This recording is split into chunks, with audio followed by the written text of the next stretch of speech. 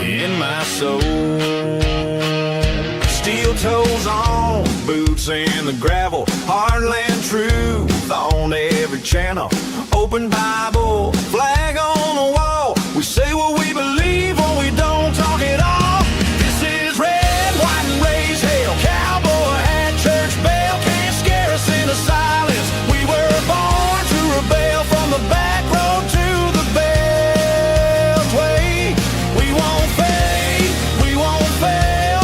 Proud, loud, standing tall. Red, white, and raise hell.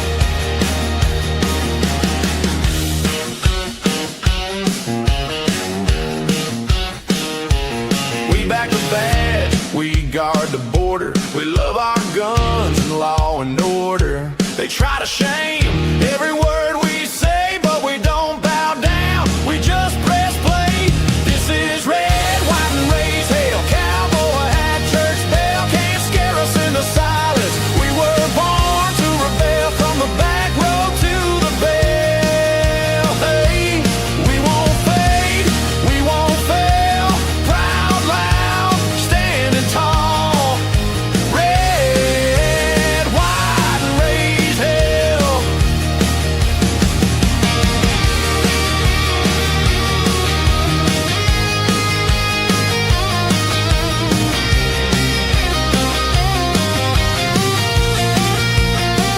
You can cancel the show, but not the crowd. We're still here, still talking loud.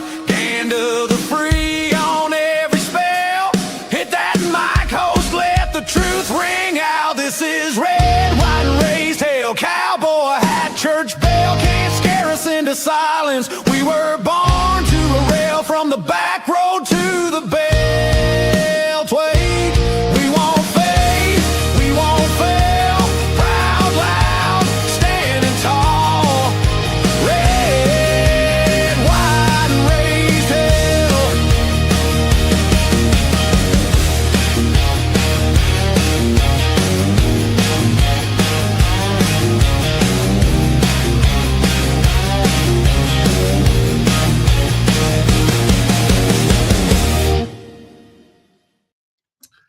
All right, everybody. Good morning. Let's get right after it. We have a busy day today. The deal is released. It is not a deal.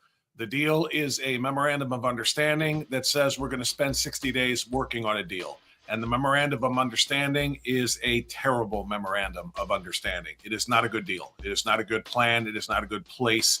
And conservatives all over the country are saying so. Despite our fondness for and respect for and appreciation of President Trump, conservatives everywhere are looking at this deal and saying, what did we get? We got nothing. They got everything. What we got is the opening of the Strait of Hormuz, which was already open before the event, before the Operation Epic Fury started. And now it's going to be opened back up again. And in between, a whole bunch of money is going to be going to the Iranians. It's not a good look. It's not a good look, and nobody wants to admit it. And we all are saying it because we have to, because there needs to be pressure brought to bear on our leaders to make sure that we do better than this. And we're going to talk about that in some depth here for the first 25 minutes or so before our first guest comes on, which will be Dr. Everett Piper, who's got loads of things to say about Pride Month. We'll also talk with Dr. Piper about one of the worst examples of this. A Denver, Colorado teacher has been fired for making her students kiss one another and then grading and evaluating them on the sincerity of their kisses in role plays. And the kisses, by the way, had to be between members of the same sex. That happened. And that teacher is no longer there. But the fact that that teacher probably felt like this was okay is indicative of where we are in this culture. It's a problem. Quite obviously, it's a problem. We'll get into that a little bit. Yeah, there's a story. Thank you for the flash there, Dylan. We'll get into that with Dr. Piper. And then also we'll talk to Dr. Piper about Major League Baseball's pushback against players who put Bible verses on their caps in response to some of the Pride Month regalia that they were forced to display on their uniforms. There have been some great responses, including from Senator Josh Hawley, as well as from the Attorney General in the great state of Florida, saying we're investigating Major League Baseball for discrimination because of discriminating against Christians and their rights to free speech, et cetera, to express how they feel about the uniform alterations that baseball was pushing on them for Pride Night in their various ballparks. So that'll be Dr. Piper at 7:30.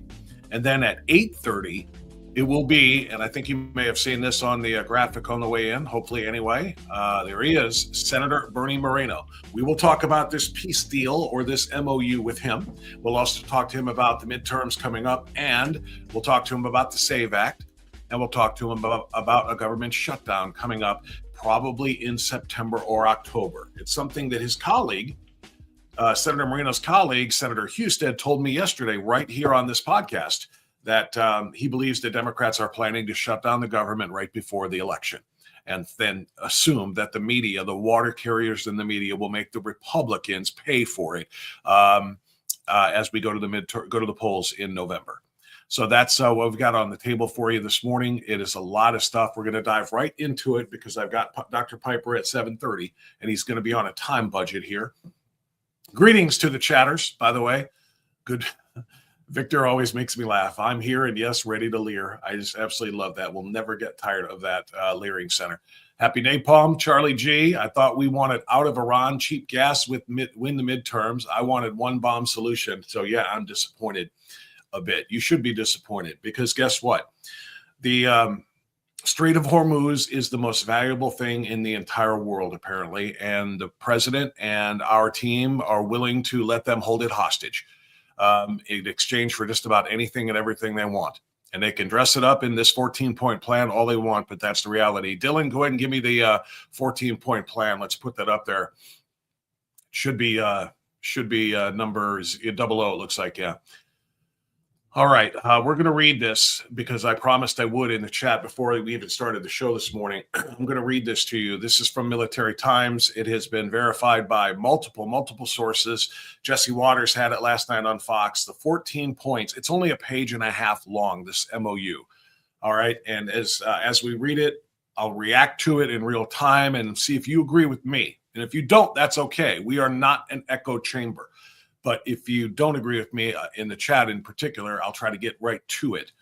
But see if you agree with me that this deal, this MOU, this Memorandum of Understanding gives a whole lot to the Iranian regime and gives us a very, very, very little, except the strait is open. And now we can go ahead and get the gas prices down between now and November, and that's a good thing, which it is, of course. But at what cost did we do what we just did? And what about going forward? It's just a very, very, very, very sketchy situation. So I'm going to scroll down here. I'm going to ask Dylan to scroll down so that you can follow it along with us as well. We're going to go right to the Memorandum of Understanding, point number 1. So Dylan, go ahead and scroll down to that if you would, and then follow along here as we read it. So the first paragraph 1, this is the full text of the, quote, Islamabad Memorandum of Understanding between the United States of America and the Islamic Republic of Iran. That's what it's entitled. All right. Paragraph 1. Excuse me. The United States of America and the Islamic Republic of Iran and their allies in the current war, by signing this MOU, declared the immediate and permanent termination of military operations on all fronts, including in Lebanon, and undertake from now on not to initiate any war or any military operations against each other, and to refrain from the threat or use of force against each other, and ensuring the territorial integrity and sovereignty of Lebanon. The final deal will confirm the permanent termination of the war on all fronts, including in Lebanon, and other provisions of this paragraph. Now, I'm going to stop right there and break this one down right from the freaking start, because my red ass, no good from the start. This says only the U.S. and the Islamic Republic of Iran agree not to shoot each other, not to engage in military operations against one another. But by the way, also in Lebanon, that's supposed to be sacrosanct, the territorial integrity and sovereignty of Lebanon. This terminates the war of the war on all fronts, including in Lebanon. Guess what? It doesn't say anything about in Israel, does it? And Hezbollah, which is in Lebanon, gets to fire all of the rockets and missiles they want into Israel. But the agreement now that we apparently have signed, we saw President sign it in Versailles yesterday, the agreement says we won't fire back into Lebanon. Does we extend into our partners and allies in Israel? Are they not allowed to fire back into Lebanon? Apparently, because President Trump continues to excoriate Bibi Netanyahu. The deal here in paragraph 1 says Lebanon has territorial integrity and sovereignty, and this deal confirms the permanent termination of the war on all fronts, including in Lebanon. It doesn't say a damn word about from Lebanon firing into Israel. It just says Israel, because we and our allies with Israel cannot fire back. What the hell is that? We agree not to take any action in Lebanon, even though Hezbollah, which is Iran funded, gets to fire at will, apparently. So we are off to a rousing start here with this quote unquote deal, this memorandum of understanding. Paragraph 2. The United States of America and the Islamic Republic of Iran undertake to respect each other's sovereignty and territorial integrity, and to refrain from interfering in each other's internal affairs. Well, what does that mean? Because your nuclear ambitions are your internal affairs. We are going to interfere. We have to interfere. It's the reason we are here in the middle of all of this right now. What does this mean? We're no longer going to be able to, quote unquote, interfere. Does that mean we're no longer going to be able to try to force the change that needs to be done in order for the Iranians to get their sanctions relief? That's a throwaway line as far as I'm concerned. Number 3, the United States of America and the Islamic Republic of Iran commit to negotiating and achieving the final deal in maximum 60 days, extendable with mutual consent. Again, that just underscores that this isn't a deal. We're just agreeing to come to the table and talk about stuff that we disagree on. Isn't that what this whole thing has been about for the last 2 months? President Trump has told us for 2 months, we got a deal, it's got a deal, got a deal, it's going to come, it's going to come. It's a couple of days away. Hey, what was the negotiation then that said we're almost to a deal? We negotiated for 2 months to get to a deal, and our end product is another memorandum of understanding saying we're going to negotiate some more to try to make a deal. Holy goodness. Number 4, paragraph number 4. There's only 14 of these. Immediately upon signing of the MOU, the United States of America will begin the removal of its naval blockade and any disturbances or impediments against the Islamic Republic of Iran, and will fully end the naval blockade within 30 days. During this period, the traffic of vessels will be in proportion to the numbers of pre-war traffic being restored by the Islamic Republic of Iran. The United States of America further undertakes to remove its forces from the proximity of the Islamic Republic of Iran within 30 days after the final deal. Again, what? Did President Trump actually put his DJT on this? The U.S. undertakes to remove its forces from the proximity of the Islamic Republic of Iran. One thing, lifting the blockade, I understand, because they're going to, quote unquote, open the strait, and we're going to remove the blockade of all of the other Iranian ports so that they can send and receive. I get that. But to remove all of our forces from the proximity of the Islamic Republic of Iran, that means we're supposed to basically vacate the Middle East, because all of that would be in proximity to the Republic of Iran.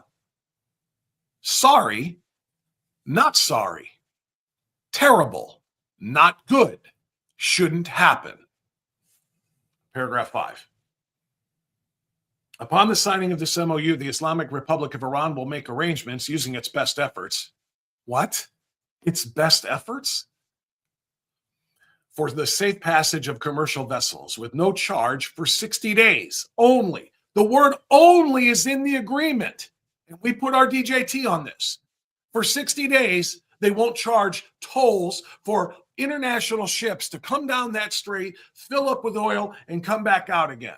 After 60 days, it's start paying the buck, start paying the tolls for the use of an international waterway. Is this a comedy?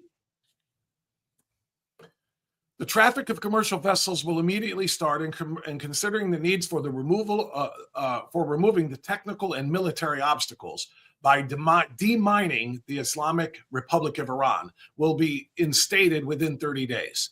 The Islamic Republic of Iran will conduct dialogue with the Sultanate of Oman to define the future administration and maritime services in the Strait of Hormuz in discussion with other Persian Gulf littoral states in line with the applicable international law and the sovereign rights of coastal states of the Strait of Hormuz.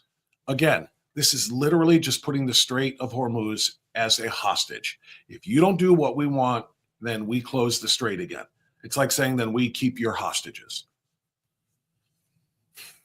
Paragraph 6. The United States of America undertakes with regional partners to develop a definitive, mutually agreed plan with at least 300 billion US dollars. It doesn't mean they come from the US. It's the currency that they're using. $300 billion for the reconstruction and economic development of the Islamic Republic of Iran. The mechanism for the implementation of this plan will be finalized as part of the final deal within 60 days. All required licenses, waivers, and permissions needed for the relevant financial transactions will be granted by the United States of America. Now, I would like to point out, for the purposes of clarity, we were flipping our blank when Barack Obama gave them $1.7 billion.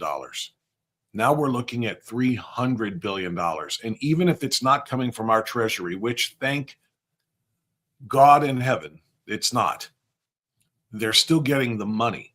$300 billion from international sources agreed to be paid to Iran for stopping their hostage taking of the Strait of Hormuz, which is essentially what it is, because they don't have to do anything else. They get $300 billion and have to do nothing for it. 7.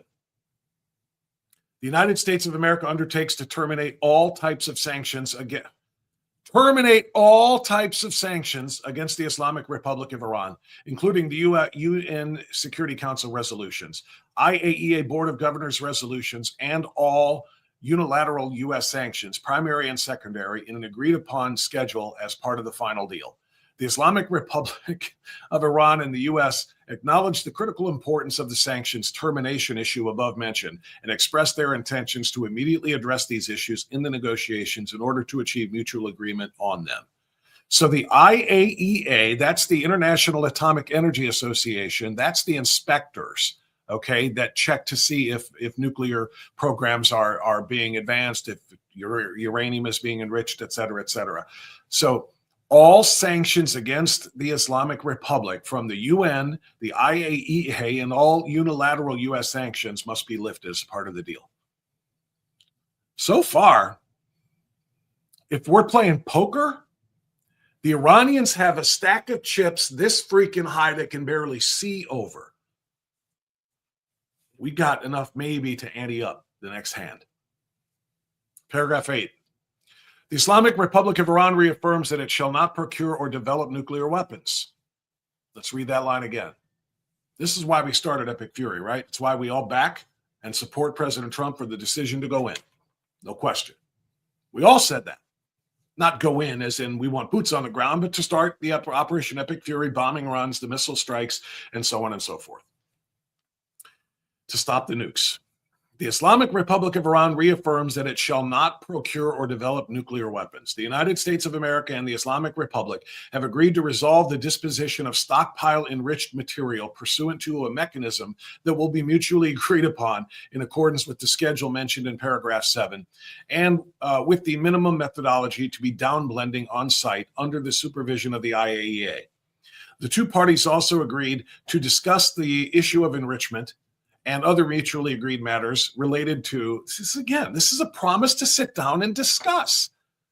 They're not swearing that they won't enrich uranium. They said, this MOU says we'll sit down for 60 days and talk about that. What's their concession?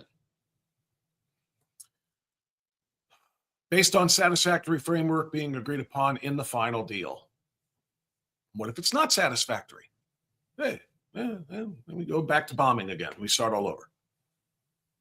The final deal will confirm the provisions of this paragraph. The United States of America and the Islamic Republic acknowledge the critical importance of the nuclear issues above mentioned and express their intention to immediately address these issues in the negotiations in order to achieve mutual agreement on them.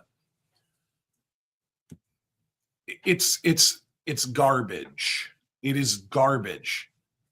Okay? There is no other way to read this. They are promising to promise to not do something that they have been doing for decades. They're promising to promise. They haven't promised yet, but they're promising in this MOU that will promise in a final deal that should be negotiated within the next 60 days. How confident are you about their promises? This is a regime that just 6 months ago was killing 40,000 of its own people for daring to challenge or protest or speak out against the Islamic regime. Okay? Do you think suddenly they just saw the light and they're going to be like, oh, we should honor all of the terms of these things that we're promising to promise about? Paragraph 9. Pending the final deal, the United States of America and the Islamic Republic of Iran agree to maintain the status quo.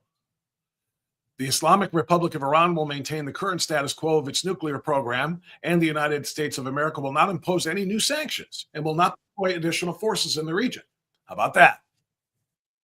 Pending the final deal, we keep things as they are. They continue their nuclear program, quote unquote, status quo. We will not impose any new sanctions on them for doing so, and we will not deploy any new forces in the region. You decide what that means. You know what it means.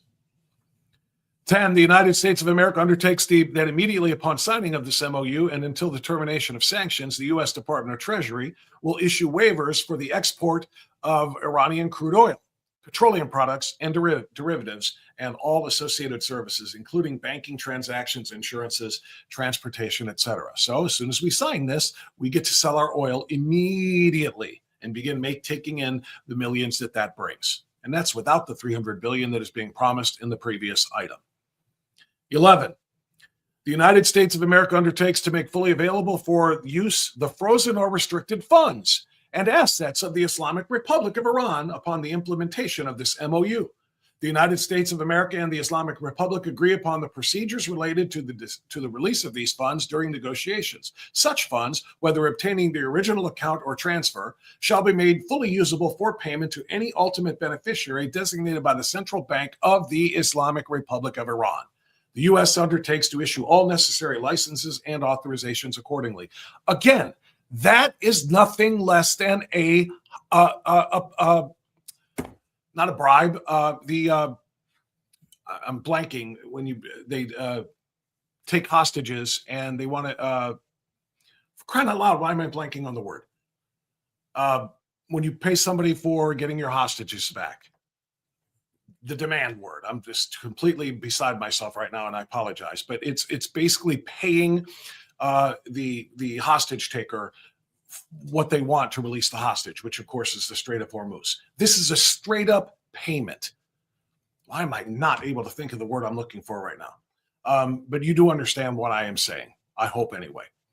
We are giving away the whole thing, and they give up next to nothing.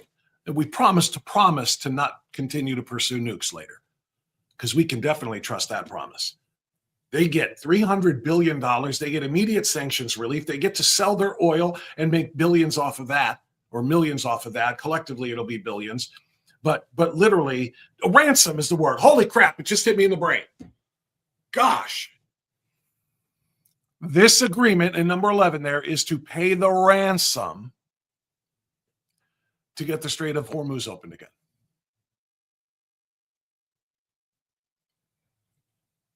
And we agreed to this.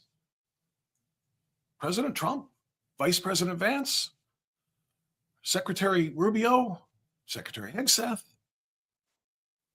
Witkoff, we agreed to all of this. 12, the United States of America and the Islamic Republic agree that an executive mechanism will be established to monitor the successful implementation of this MOU and the future compliance of the final deal. 13, after signing this MOU and subject to the beginning of the implementation of paragraphs 1, 4, 5, 10, and 11 of this MOU and the continuing implementation of these measures, the United States of America and the Islamic Republic will start negotiations regarding the final deal exclusively on the other paragraphs. And 14, the final deal will be endorsed by a binding UNSC, that's the United Nations Security Council resolution. You tell me, after reading the 14 points, you tell me what we got out of this deal. What benefited the United States and Israel, our partners and allies around the world, from this MOU? That's why I keep calling it a deal, because that's President Trump's, verbiage. It is not a deal. It is a promise to negotiate a deal, which is what I thought we had been doing for the last 2 months, trying to negotiate a deal. And all we came out of it was an agreement to do some negotiating. And by the way, in the meantime, we pull all of our forces back. We agree not to do this. Lebanon cannot be touched. In Lebanon, doesn't say Lebanon can't reach out and touch Israel by way of Hezbollah, but we're not allowed to touch back inside of Lebanon on behalf of Israel. And Israel, a partner of the United States, isn't allowed to do that either. That's not spelled out there, but President Trump has made it clear by his public dressing down of Prime Minister Netanyahu. Stop firing back at them. You're going to queer the deal. What deal? The deal of a lifetime for the Democrats. Well, I might as well say the Democrats, same thing as the Iranians. The deal of a lifetime for the Islamic Republic of Iran. They don't have to change a thing. And they get all of the concessions we just ran through. What did we get? We got our hostage back for a little while. We got our hostage back. The Strait of Hormuz. But they can pull that. It's kind of like releasing a hostage, but keeping them tied to a rope. So if things go south, they can yank that hostage right back again. Nope, we're keeping them. Because that's what the Strait is. I don't understand how it is that we as a nation have not decades ago said, that international waterway that Iran continues to use as a chokehold on the rest of the world, no matter how much terror they finance and that they promote overseas all over the world, no matter how many Europeans they kill, no matter how many Americans they kill, no matter how many South Americans they kill, how many Israelis they kill, no matter how many Arabs they kill in their surrounding Arab states, they get to do whatever they want, because if people don't like it, we're choking off the Strait of Hormuz. You don't get energy. You don't get energy. You don't get lower oil prices, and your economy suffer. I don't understand how decades ago we didn't take control of the Strait of Hormuz with our partners and some of the other Arab nations in the region. How do we continue to let Iran control the world's energy?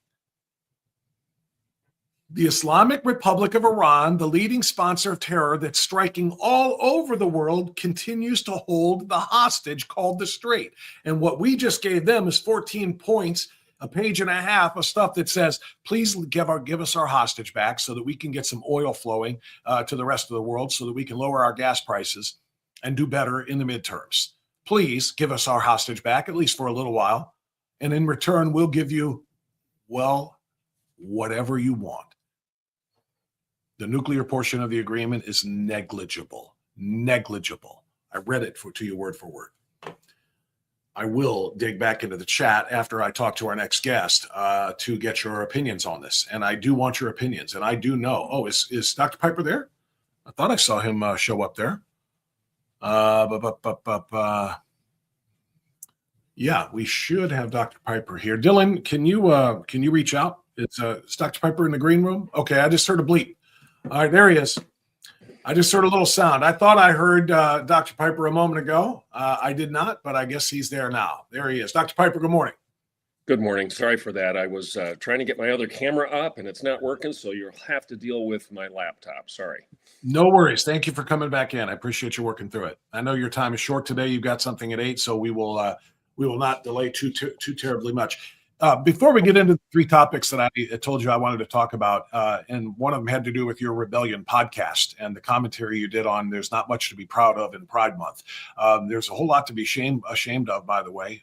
That's why I call it the shame of pride. But before we do that, I just spent my first half hour talking about what's in this quote unquote memorandum of understanding between the United States and Iran. Do you have any views on it? Well, I caught the tail end of it. I'm very concerned. I've listened to a couple conservative commentators try to suggest that this is a strategic move. It's one move of poker that hopefully will end in a good result. I'd like to believe that some of that is true. However, my gut tells me that, well, let's just put it this way. If it weren't Donald Trump, if it were Barack Obama or Joe Biden or Kamala Harris presenting the exact same plan to us, I think you and I would rightly be critical of it. So I think we're right. We're right to ask questions. I've said it 100 times on your show. Conservatives conserve ideas. They don't worship a king. The Constitution is our guide. Our principles are our guide. A person is not somebody that we're necessarily loyal to if that person is in error, even if that person is one of our own. So I think a little bit of prudence and patience might be appropriate as we try to navigate what's actually going on. But as we understand it right now, I think we're right to say, what are you doing? This doesn't seem to be a move of strength. Is that fair? It's very fair. And conservative commentators all over the blogosphere and the web, newspapers and so forth, including, again, the conservative ones, are just, I think rightly concerned about this. Concerned is the mild word. Angry and disappointed are probably more accurate. I'm disappointed that after 6 months of this campaign, we're walking away with basically nothing except the strait is opened again, like it was before we started the whole thing. The nuclear thing, that is very, very unclear. But we promise, swear Z, real Z, we're going to promise over the next 60 days to come up with something to do about it. It's not an agreement to abandon all nuclear capabilities. It is a very, very loosely worded item within that 14-point document that is that I think very, very concerning. Right. I know you want to go into, but I would say this, and I can't remember who it was. I was listening to a conservative just last night because my wife and I were talking about this and expressing similar concerns as to what you just summarized in your previous episode. Let me push back a little bit. If we were to, you're suggesting that all we're getting is the Straits of Hormuz open again, which they were in the first place, and nothing else has been gained. Is that true? I mean, we bombed this place into oblivion. We definitely have destroyed their military capabilities in great measure. We have eliminated their ballistic missile capabilities. We have decimated their Navy. We've decimated their land forces, and we have bombed and buried their nuclear facilities and their nuclear capacity. So we have accomplished something, even if I guess that would be my middle of the road response to the claim that we're not getting anything out of this. I think we have. Now, why Donald Trump doesn't finish the game, I don't know. That's the key. But what we've accomplished so far in the game is noteworthy. Can't you agree with that? Indeed, I do agree with that and praised it every step of the way all along. But now that we stop, because again, I keep hearing that, well, we've degraded their military. They almost have no military left. Well, if that's the case, how are they still enforcing the strait? How are they still in control of the Strait of Hormuz, by which all of this is which all of this is based? Why is our military not actually in the strait and on the borders of all of the nations that are involved in this and actually making sure that the Iranians don't do anything? If their military is so degraded, they shouldn't have any way to fight back. They shouldn't have anything at all. We should be in control of the strait, and then it would force them to actually honor agreements made in some sort of a memorandum of understanding or final deal if we controlled the strait. But the fact that they continue to control it, and it's pretty much, it pretty much says so in the agreement that they will continue to, and they'll open it for now based upon this MOU. It means that we really haven't done much. We may have degraded their military capabilities and some of their nuclear, but the fact that we still don't have control of the nuclear dust, if you will, but we promise to negotiate that over the next 60 days means I'm seeing very little in the poker game here, very few chips on our side of the table.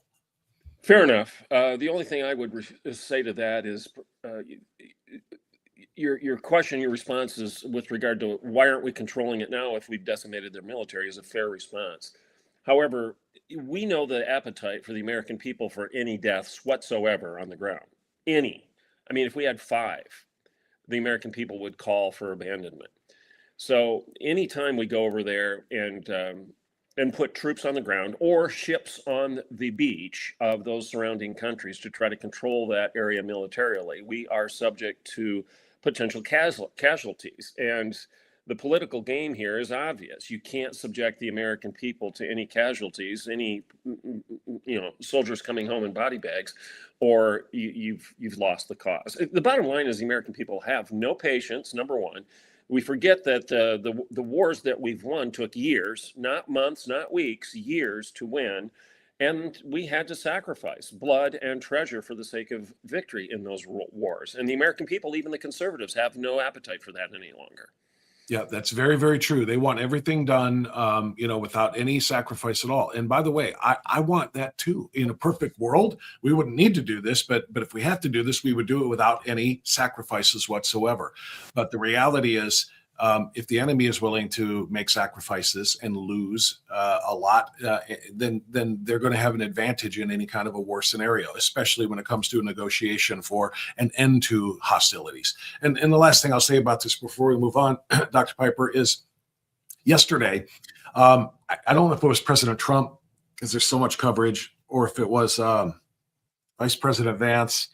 Somebody was talking about, with the use of Space Force, I think it might have been Vance, Space Force, our satellites can read the job title in the small print underneath the name tag of somebody, in Iran. We know exactly who they are and where they are, and can direct strike pretty much anyone, anytime. That's the paraphrase of what was said yesterday, which is why I'm talking about enforcing the strait, not with boots on the ground, but with our superior military technology. And we ought to be able to do what we have done so far in this campaign. And that is to, how many 30-some thousand strikes, I think they said, have been made on targets. I mean, we found out exactly where the Supreme Ayatollah was, read his little name tag and said, yeah, don't gun, done. Completely vaporized. So we can do these things without putting, we don't need tanks on the ground, or in the nations around the strait. We don't need to have, troops and battalions and so forth. We just need to use the superior technology and firepower that we have. That's my view. And tell the Iranians, you try to close the strait again, bye-bye, and quite frankly, they've already done that, so they should have done the bye-bye part. So, and the worst part about it, Dr. Piper, is last thing too is that part in the MOU that says Iran agrees to allow nations to use the strait to come and get their oil with no tolls for 60 days, for only 60 days. After that, you want to come and use this international waterway that we don't have any claim to, but you want to come and use it. You're going to pay the toll, or else we're not going to let you, or we're going to strike you with this non-existent military capability, I guess. There's so much about this that is so troubling. All right. Dr. Piper, we are in a month that continues to be so troubling. I want to throw a couple of stories at you, and then I want to let you talk in brief about what you did on your podcast this week, talking about there is no pride in pride. Two stories here. Dylan, throw up for me. I'm going to call an audible on you here, and I want to just throw up one of these two stories, maybe both of them, to let Dr. Piper opine upon. Throw up number 12. You did that a few moments ago, just in passing. Dr. Piper, did you see the story out of Denver, Colorado about the teacher that got fired? Yeah, I reviewed it this morning. Oh, okay. Amazing. This doesn't surprise me. I've covered Denver school districts before. I mean, 10 years ago, I covered Fox Ridge, where there was if I recall correctly, a 12-year-old girl that was coming home with assignments, and the parents dug into the assignments using the internet portal that was made available to students to complete the assignments. And the parents, 2 clicks in, found graphic, real, not cartoon, real images of homosexual sex in the Denver school system. I talked to the parents directly on this about what they were doing to try to confront this and the pushback they were getting from Denver public schools. So none of this story here should surprise anybody. It's another example of our public school systems being corrupt to the core and indoctrinating our children, re-educating our children socially and sexually and politically, rather than teaching them how to count and how to write and how to read. I couldn't agree more. Colorado, not just Denver, but Colorado and Minnesota are just, they are the new New York and California as far as radicalism, radical leftism.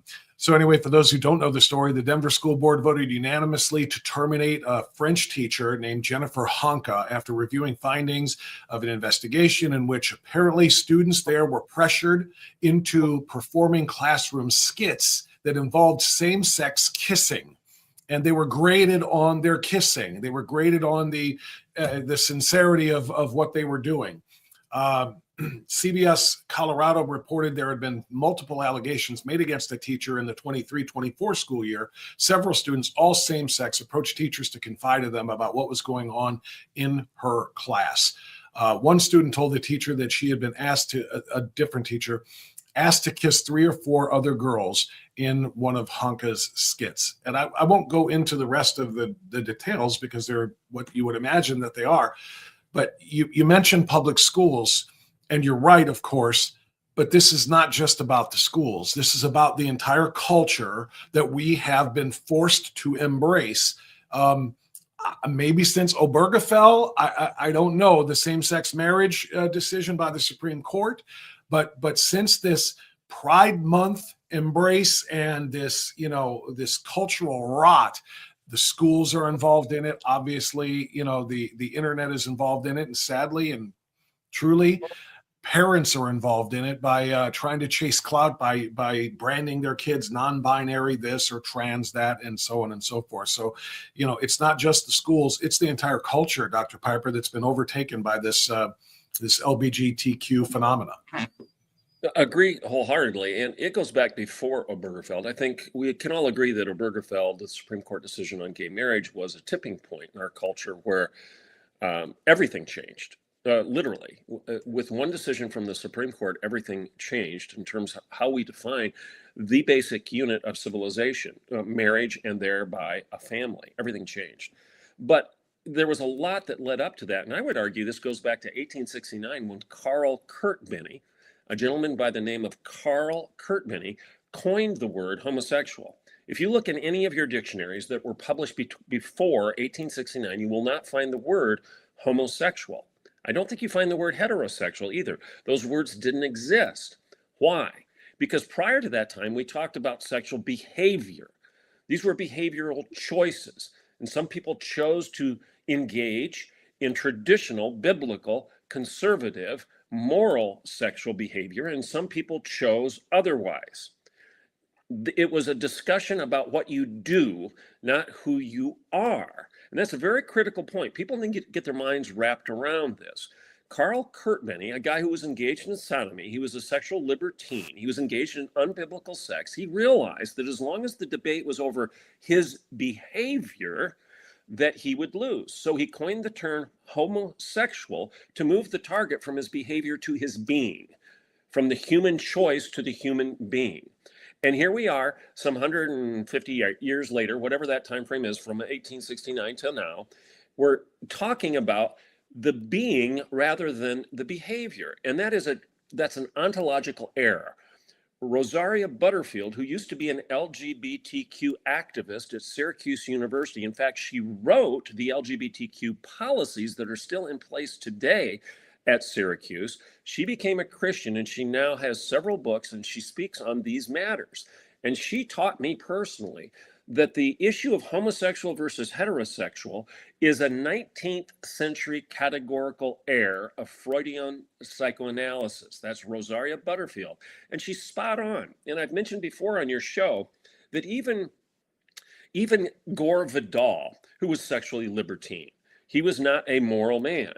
He said that there is no more such thing as a homosexual person than there is a heterosexual person. These are behavioral adjectives, close quote. Gore Vidal, he knew that it was a discussion of behavior, not a discussion of who you are.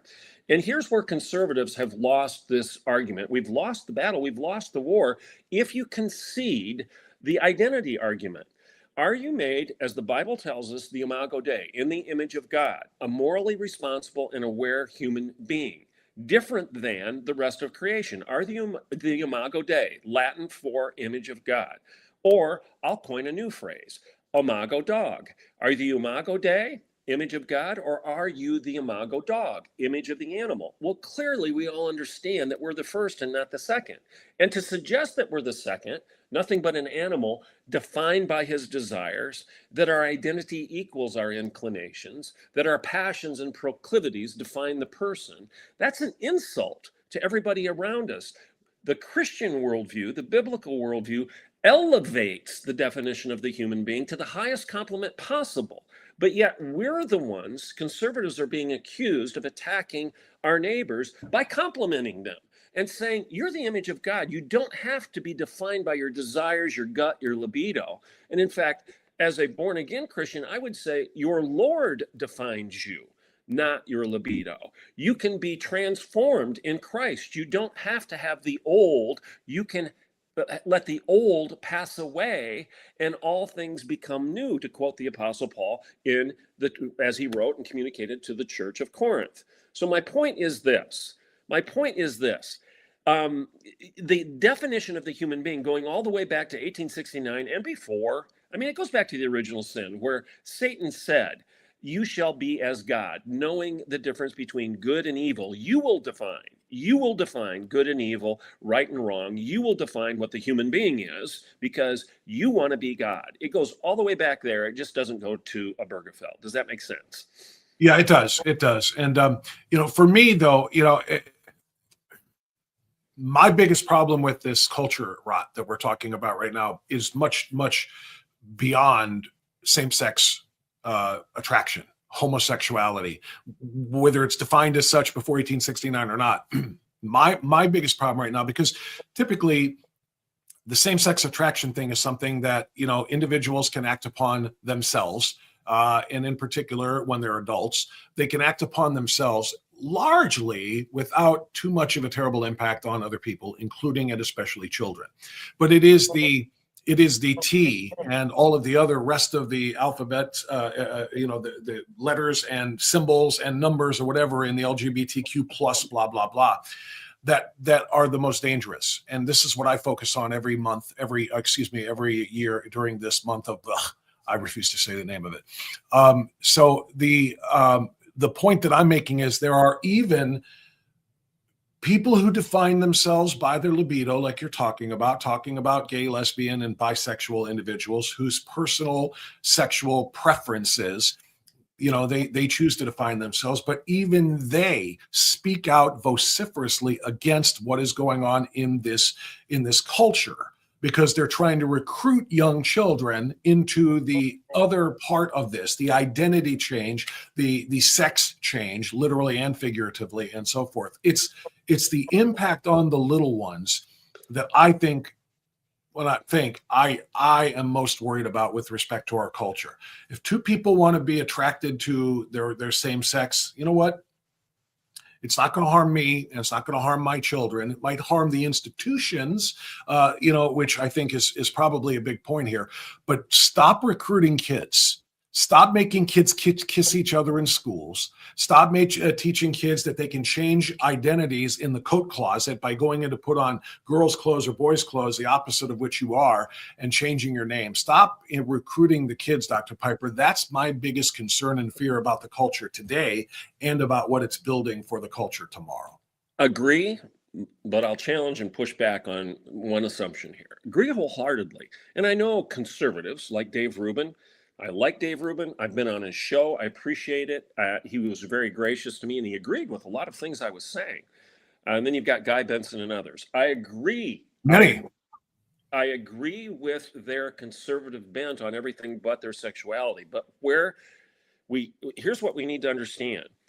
The trans ideology, the T in the LGBTQ is inevitable, because we opened up Pandora's box by shifting the debate from the human person being imago Dei to the human person being imago dog. when we did that, and that started with the LGBT, that started with the gay, lesbian, and bi argument, because the argument there is your inclinations identify you. And if you're going to concede that your inclinations equal your identity, then you can't deny the T, because you've already admitted legally and morally, ontologically, the L and the G and the B. You've already admitted that, and the same argument is going to be applied to the T. So if we're offended by the indoctrination of children into T, into trans, then we have to acknowledge the fact that we're the ones who opened up Pandora's box by conceding the gay and the lesbian and the bi argument. So if I were on Dave Rubin's show right now, I would graciously say this: Mr. Rubin, I honestly don't care. Legally, I don't care what you do in the privacy of your own life in your bedroom. That's your business, period. Just stop telling me about it. Stop talking about it. I'm not the one who wants to know. Shut your bedroom door, and I don't care. That's one argument. Now, morally and for his soul, I do care, and I would draw that distinction. But legally, I don't care what he does privately. But when he shifts, if he does, when he shifts the debate from what I want to do, it's none of your business, which I can concede that, to who I am, then he has opened the door to the T, to the trans argument, and he doesn't have much of a right to condemn it any longer, as he's kind of doing right now. Nor do we, if we accepted the identity argument way back then. Does that make sense? It does, to the extent that you just delivered it. But what we are talking about, and in fact, let's take this to the next level here, because we've got about 6 minutes left, because what we are talking about is public displays of these things. Like you're saying, whatever you want to do, go ahead and do what you do, just to quit telling me about it. Well, they want to tell everybody about it in parades and, of course, at the ballpark. So let's take a look at what Major League Baseball has done, and they do this every year for the last several years. They have Pride Night in 29 of the 30 stadiums or ballparks around the country. Only one team, the Texas Rangers, refuses year after year after year to participate, which God bless them. And I love that. But what's happening is, the other clubs, including the one here in Cleveland, they force, this Pride Night upon not just the stands, the fans in the stands and the attendees, but the players. Then they put things on their uniforms. So last week you saw this in San Francisco, shockingly, but they're one of the 29. They had their little rainbow logos. Instead of the SF in orange, it was SF in rainbow on their caps. And a few ball players said, yeah, that's nice. But you know what? Here's what I'm going to do. I'm going to write my Bible verse next to it, which says God owns the rainbow. The rainbow is significant of the symbolic of, the covenant between God and his people. And Major League Baseball is threatening to punish them. They set a warning for now. Dylan, put that up there, would you please? They're threatening to punish them. They've given them a warning this time. They're going to, all right, I thought we had this queued up. All right. So they're going to warn them now, but if they do anything like this in the future, they're going to end up being fined and or suspended. So the response has been swift, thankfully, and this gives me great hope and great optimism, Dr. Piper. The response from some pretty powerful people in government, including the Attorney General of the state of Florida, has opened up an investigation into MLB for religious discrimination, telling these Christians that they can't express themselves while they're being forced to express the viewpoint that baseball wants them to express about support for the LGBTQ Pride Month. So that's just from one state attorney general. And then Senator Josh Hawley from Missouri wrote a very long 2-page letter questioning Major League Baseball and demanding answers, or else there may be a federal investigation.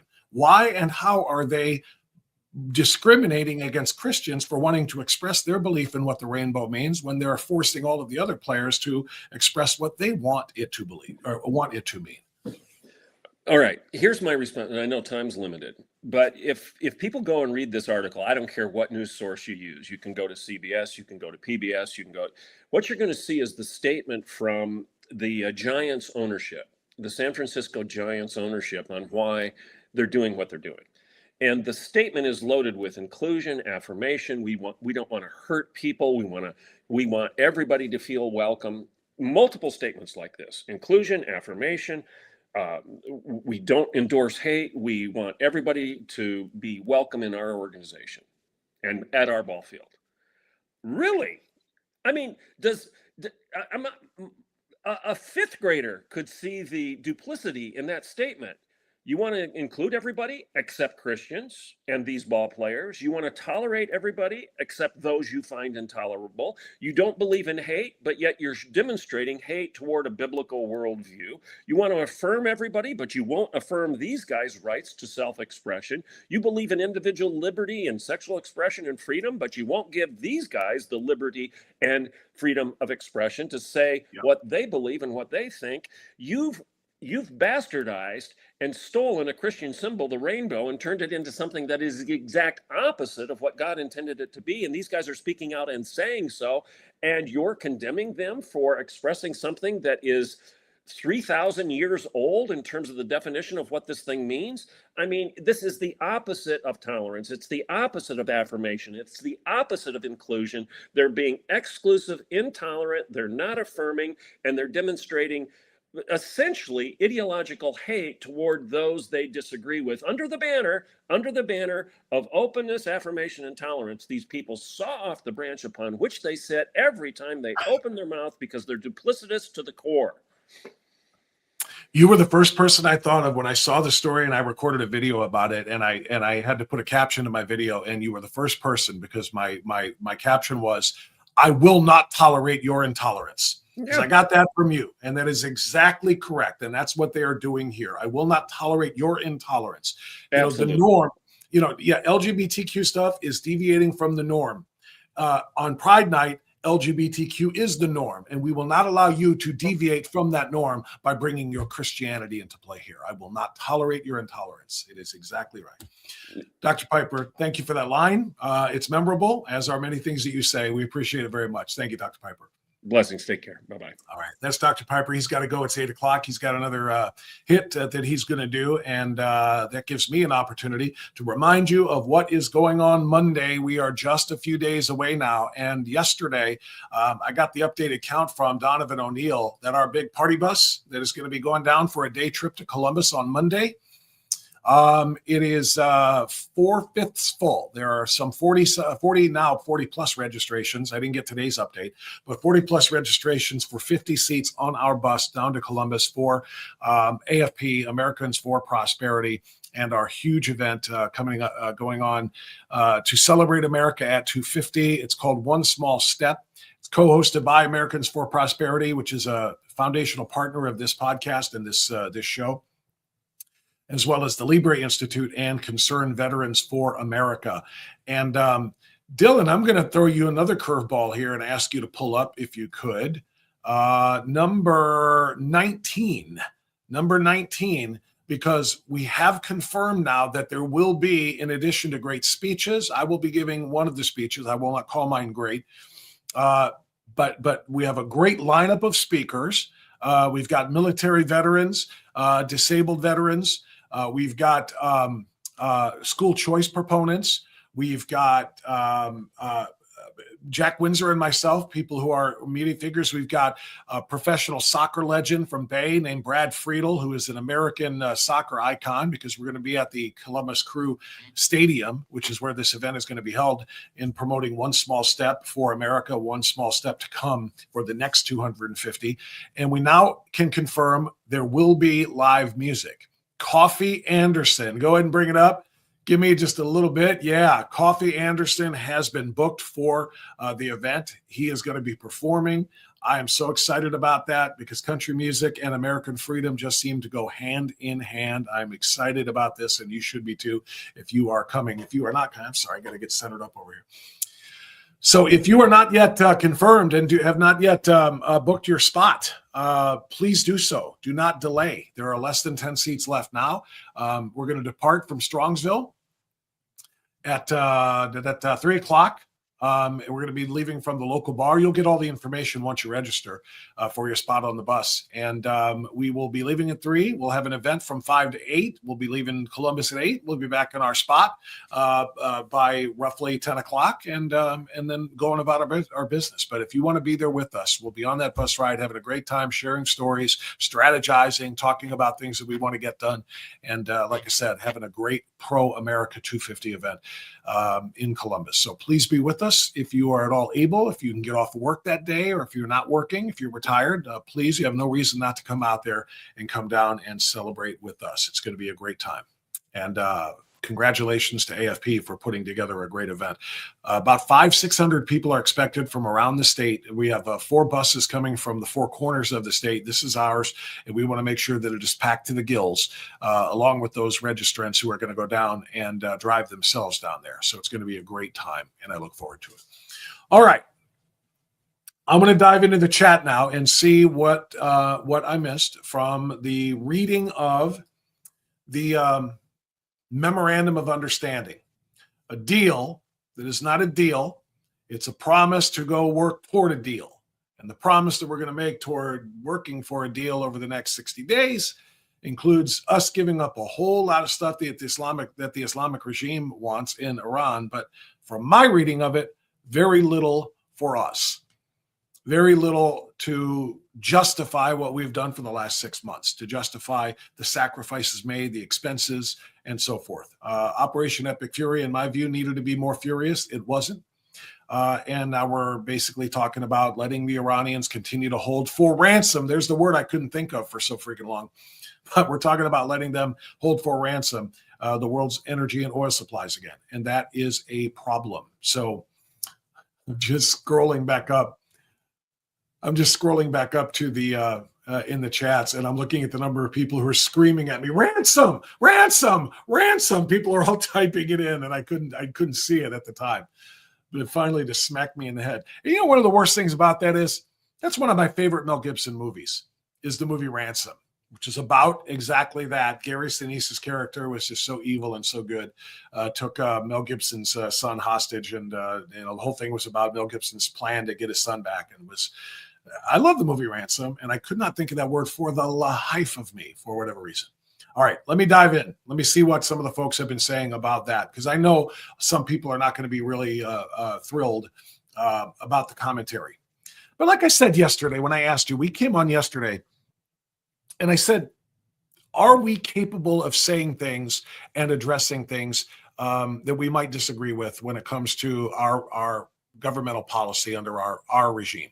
President Trump is ours. President Trump and the entire cabinet, we put in power. We elected because we believed in and still do everything that they stand for. Okay, we support President Trump. We support the CENTCOM. We support the Joint Chiefs. We support the Vice President and so forth. Are we capable of evaluating things, being critical of them without forfeiting our membership in MAGA? And of course, the answer is yes. We have to be able to do that.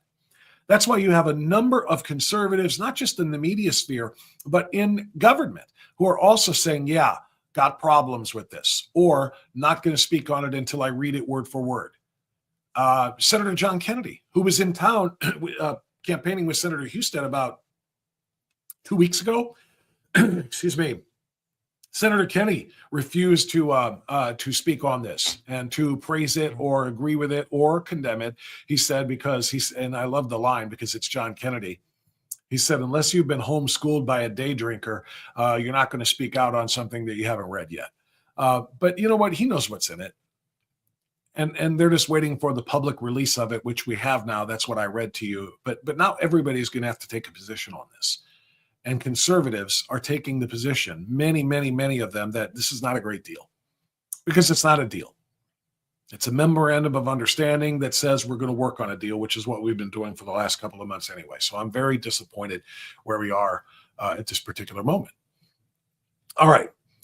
Israel isn't in the MOU. That's been disclosed for a while now. They are, but they aren't. They are, but they aren't. What I mean by that, obviously, is the part about Lebanon implies that Israel is in play here. They can attack Israel but Israel can't attack back. The language here in what's in the lines and what's in between the lines is what's crucial here. The language said that Lebanon is a sovereign place that has its own, own unique identity, and it is to be left alone. Okay? Iran and the United States agree not to shoot at one another. That's what it also said in some of the first parts of that memorandum I read to you before. Iran and the United States. And also, by the way, Lebanon is not allowed to be shot at. But it didn't say a damn thing about Israel being shot at. And Hezbollah has continued, even over the course of the ceasefire that we're in right now, Hezbollah has continued to fire at Israel. And President Trump, in what could only be seen as a precursor to this memorandum where I read to you last hour, President Trump is telling Prime Minister Netanyahu to not fire back at Hezbollah, which is in Lebanon. And now it's in the text. Lebanon can't be touched, which means Hezbollah cannot be touched. But Israel enjoys no such protections. That's of a concern. Big Jake, this reminds me of the Paris peace talks, Vietnam, when they argued about these are typos, I'm guessing, the table shape. That seemed to take months. Okay. Sherry. Actually, the pushback is in all likelihood expected by him. That asset pullback is after the final deal is signed, not this MOU. That's how I understand this. CAD, I wasted a lot of time being unnecessarily pissed off about speculation and unfinished deals. No more. Fair. But then they need to stop telling us that this is a deal. Right? President Trump said the deal has been signed. They made a big deal of it in the Treaty of Versailles. In Versailles, we made a big deal of him, making his DJT on this thing yesterday. The deal has been signed. We have a deal. The strait is open. Let's go. But the deal isn't a deal. It's a sheet of paper that says we're going to work on a deal. And oh, by the way, here's the framework. Much, much love for Iranian stuff. Very, very little for American stuff. Those aren't technical terms. Let's see here. Lisa, me 3, Jimbo, President Trump is doing the best that can be done to avoid the possibility of World War III. He can't send ground forces without a declaration of war, which he likely cannot get. And I agree. And I don't want a declaration of war, and I don't want ground forces. I'm with you 100%. But I want the military, the air superiority that we have and the missile strike capability that we have, which of course we saw and used in the beginning phases of Operation Epic Fury, can indeed be used to bring the Iranians to heel. And we're not. We've stopped. That's a problem. Yo Jimbo says John Thune is still our biggest problem. John Thune, by the way, since you brought that up, Dylan, let's see here. Bring up number... I'm sorry, I'm hunting it down on our list. Bring up the John Thune one. John Thune basically admits there's a reason why we haven't passed the Save America Act, and it's because too many senators hate Donald Trump. Number 7. Bring up number 7 if you could there, Dylan. Senator John Thune, the majority leader, admitted some Senate Republicans hate Donald Trump too much to support the Save America Act. This according to the Daily Caller. Thune admitted during a closed-door GOP lunch yesterday that some Republican senators oppose Trump so strongly they will never vote for the Save America Act, regardless of the legislation's merits, according to several sources. The discussion quickly escalated into a heated exchange between Mike Lee, the bill's chief Senate sponsor, and several of his colleagues. Republican Senator John Cornyn and Thune both challenged Lee's push for the legislation, according to a source familiar with the meeting. Yeah, that totally happened. A source familiar with the matter told the Daily Caller. And by the way, John Thune is probably one of them. He doesn't like Donald Trump. We said this back when they were considering giving him the majority spot to replace Mitch McConnell. Why John Thune, who's a noted Trump opponent? He's probably one of them. The Save America Act has an 85 to 15% favorability among all American voters, including Democrats, 85-15. And yet Senate Republicans won't let it pass to preserve the integrity of elections, to make sure that illegal aliens are not voting, that they can't even register to vote. And we can't get that passed because of some Senate Republicans' hatred for Donald Trump. And I believe that Thune is one of them. The Majority Leader's office denies the admission. This is a baseless claim, unequivocally untrue. We know it's true. You know who else told me it's true? You know who else told me it's true about the number of senators who hate Donald Trump? The guy who's coming up here in about 18 minutes. Let me do the math here. 17 minutes. Senator Bernie Moreno told me that this is true. We were talking, Senator Moreno and I were talking not just about the Save America Act passing, but the whole thing about nuking the filibuster. Let's end the legislative filibuster in the Senate so that we can get out of debate and get to votes with simple majorities. And I asked Bernie, why can't we do this? And he said very simply that there are too many Republican senators who hate Trump. And if they hate the Trump agenda as well.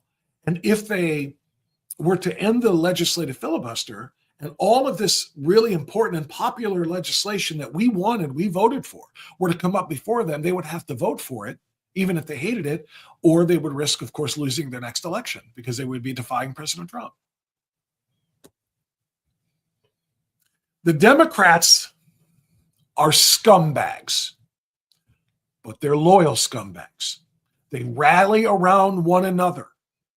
That's why they'll rally around Graham Plattner, a Nazi who says he fantasizes about raping men who invade his home, a philanderer, sexter, Nazi, communist. How many different things can we say about him? They'll rally around James Tallarico, the heresy pastor from Texas. They'll rally. I mean, the Democrats will help one another. Disgusting, reprobate as they are loyal to one another. That is sorely lacking in the Republican Party. It's sorely lacking in the United States Senate among Republicans. They won't even do what is right for the people if it means helping somebody they don't like Donald Trump. It's like the president has like so many enemies on the left. We don't need them from the right. And his enemies, many of them are in the Republican Senate. Sad to say. Let's see. Lisa says, no, listen to Waters. After 60 days, Arab neighbors have to consent about the strait. Yeah, I'm going to listen to Jesse Waters a little bit, but I'm going to read the words in the memorandum of understanding that I just read. And they are very, very clear that the Iranians still control the strait. This is not the final deal. I really do believe the shrieking against the deal is premature. I'll join full-throated if it becomes part of the final deal. Well, again, we're not the ones. They're saying it's the deal. The president said we've agreed to a deal. We've signed a deal. Why would they make a big signing ceremony in Versailles if it wasn't the deal? They're the ones portraying it as such. And that's a problem. I know it's an MOU and you know, again, portraying it as a deal in order to hype up the celebration of the end of the war, also portraying it as a deal is going to worry people, saying, okay, well then what's in it? If you need to say, look, we're nowhere near a deal yet, all we've done is signed an agreement to sit down and negotiate for another 60 days, and we don't know where that's going to go, that's more honest. But that's not going to get the goal. The goal is to what? Settle the oil markets, lower the prices, get the gas prices down a little bit here while we do all of this so that the American people can get some relief. And I want that relief. I do. But stop portraying this as a deal. Portray it as what it is, an agreement to have more negotiations with the regime that we cannot trust. Bottom line. And we can't. Waters declared on his show last night that, you know, it's guaranteed that, the, Iranians will give up their nuclear ambitions. No, it doesn't. Doesn't guarantee that at all. I just read it to you. It guarantees no such thing. And so I'm trying to be real with this. As what does Big Jake say here? As for international waters, USA should charge Iran a toll charge in Hormuz. Yeah, we should. I mean, why not? They have no more right to those waters than we do, or any of the Arab nations do that border, have coasts on that strait. It's not the same as the Obama deal, which guaranteed a future nuclear bomb for them. Trump expects Iran to blow up this MOJ, then the negotiations, and boom. That's how I read and understand this. And, you're right. I think to a degree that's true. And he said even in one of the press conferences, one of the many gaggles and press conferences yesterday too, that, and if it doesn't work, then we'll go back to bombing them again. Then why did we stop bombing? Bomb them into submission where they will sign a final deal, not one where they get to make $300 billion. Plus the oil revenue that they get to start claiming immediately upon the removal of our Navy blockade.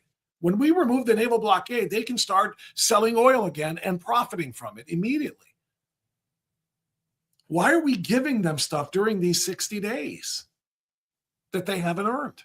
Because they haven't proven to be trustworthy at all. That's a problem. Let's see. I can't believe, B-Butt says, I can't believe Rubio agreed with this. Neither can I. But then again, he's not the president. President Trump is the president, and Secretary Rubio is going to do what he's told and do what President Trump, they're going to be marching in lockstep on this as a cabinet. They have to, and I understand that. So we are back to the same state we were at before Operation Epic Fury. Yeah, pretty much. Pretty much. That's why I'm frustrated. We're back at where we were before. We were telling Iran before Operation Epic Fury, stop enriching uranium, stop working toward a nuclear bomb, stop building up your ballistic missile arsenal. Stop. And they gave us two big middle fingers and kept doing it. And so we said, okay, we got to bomb them. Well, now with this memorandum of understanding leads to nowhere. They give us two middle fingers again and we go back to bombing. What have we gained? What have we gained? I see a trap. Use that money for more than humanitarian matters. The deal is broken. Yeah, well, they always say they're just going to use it for humanitarian and for energy, and then they use it to enrich it to weapons grade, and then the deal is broken, and we go back to the same place we've been for 47 years. We still have 60 days to bomb Iran's ass to hell. We don't actually, because the 60 days says we're no longer bombing. It's a ceasefire. Number one was that the two nations agree not to shoot at each other.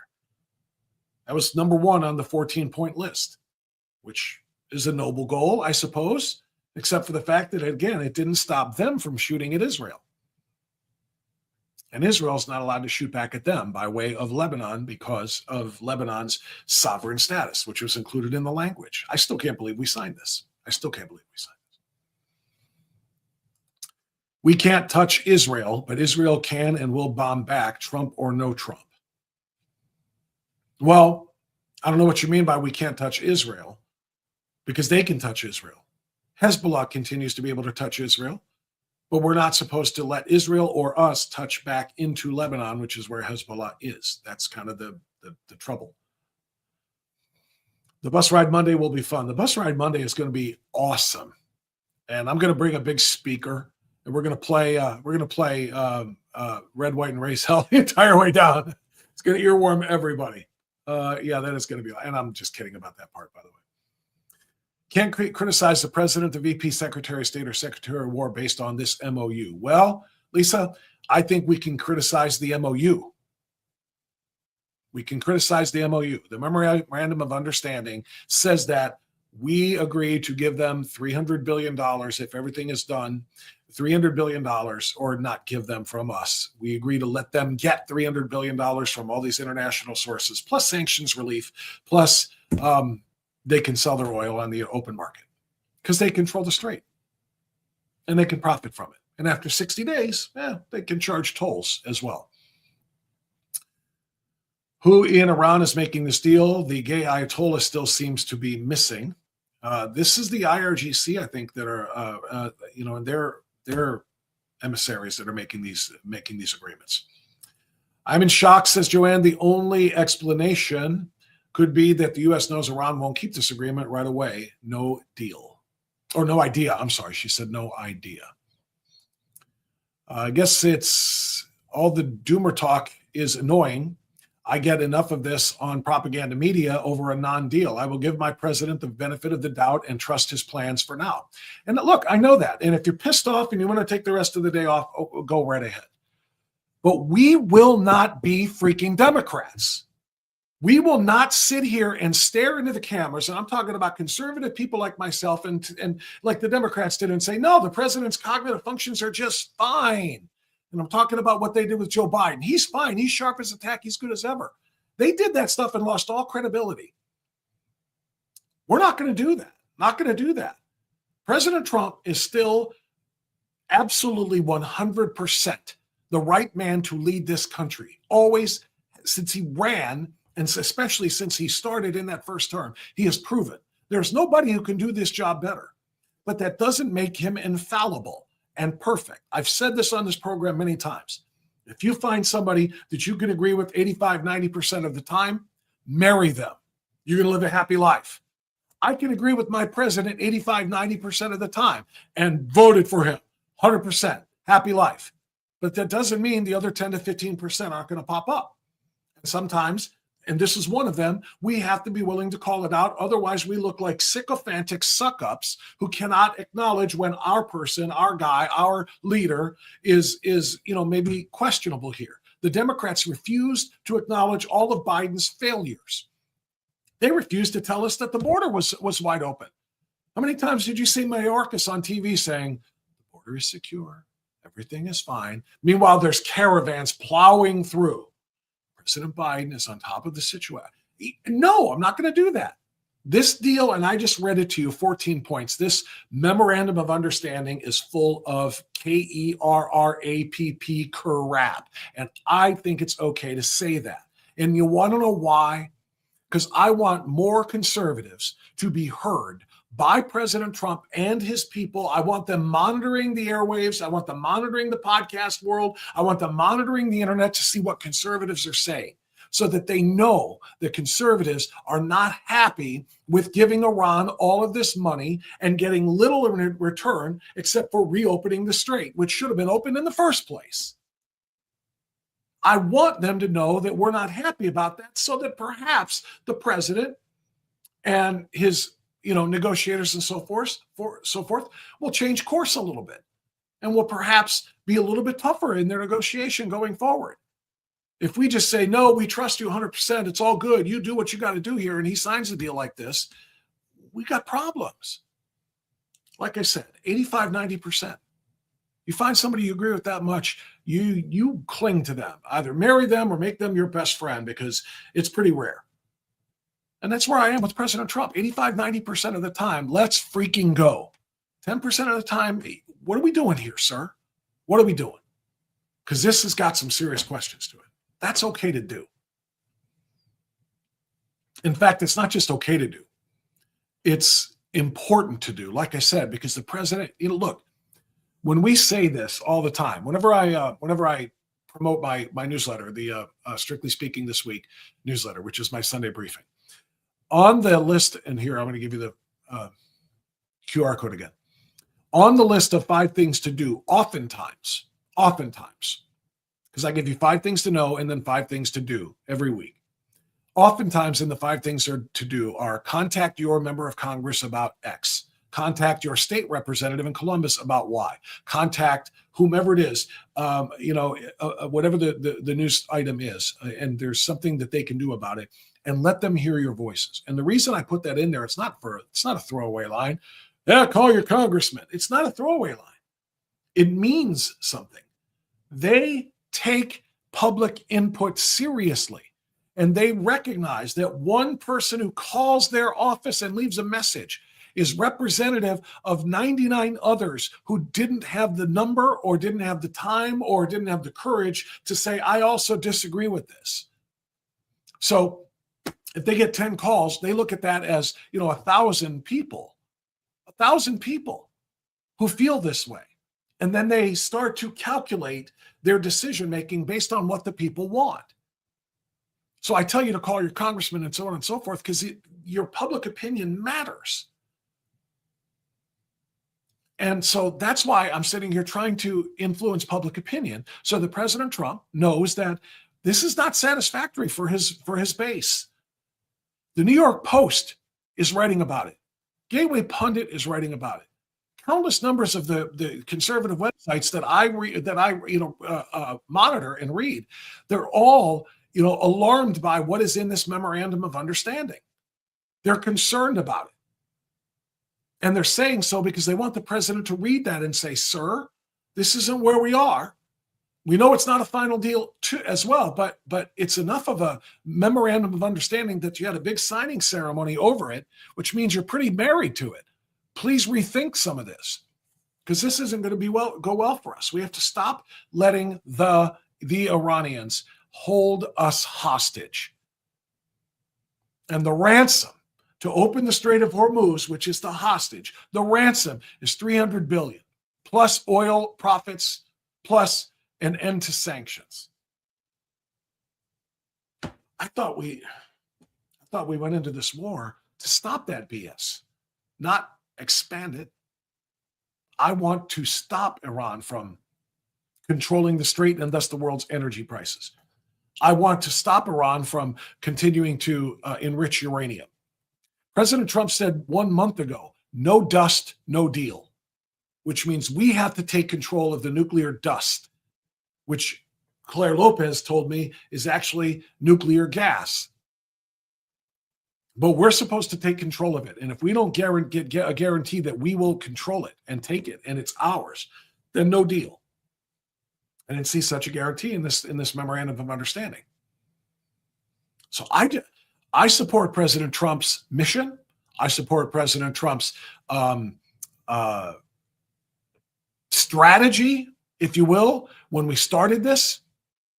I do not support this end to it based on the terms that are outlined in this MOU. Okay? We should have gone and done what needed to be done. Marco Rubio explained that. I played that for you numerous times. Marco Rubio explained why now matters, why it has to be done now. And laid it out 100% right. The ballistic missile buildup that Iran had been engaging in was going to make it impossible for us or anyone else to touch them as they continue to actually finish and complete their nuclear bomb. If we don't go in now and stop them, they're going to get a nuclear bomb, and the world is changed forever. President Trump was right to do this. Operation Epic Fury was right. Killing the Ayatollah and the top 40 leaders around him was right to do. I want him to continue to do the right thing by continuing to bring Iran to heel with military might, not with boots on the ground, but with military might, rather than giving them access to money that they can continue to use to export terror all over the world. I want President Trump, he's been right every step of the way. I want him to continue to take the right steps. And I don't think this particular MOU is geared toward that. All right, we're waiting for Senator Bernie Moreno to get into the green room. I do see a connection, but I do not see his smiling face. So while I wait for that, Senator Moreno, let me remind you about this man's smiling face. His face is Mark King's face. Look at that. Mark will be on the bus with us on Monday as we go down to Columbus to celebrate America 250. Mark is a true patriot, a MAGA warrior, an America First champion, and a Medicare specialist. Nearly 40 years he has been helping Ohioans, Northeast Ohioans, with their Medicare plans, helping them understand the complex and making it simple. And that's exactly what you have to do, because there are so many twists and turns in a Medicare policy, and so many different companies have different ones. They can confuse you, and you don't know which one is the right one for cost and for benefits and for services. Mark will help you understand all of that and help you make a choice. You will make the choice, but he will give you his guidance that'll put you in the right place for your Medicare coverage. Your healthcare matters to you. So if you're already on Medicare, call the number 440-832-8936, and Mark will help make sure that you're in the right plan for you. If you're not in Medicare yet, but you're aging into it this year, call Mark. Mark King will get you into the right plan. All you've got to do is trust his experience, nearly 40 years.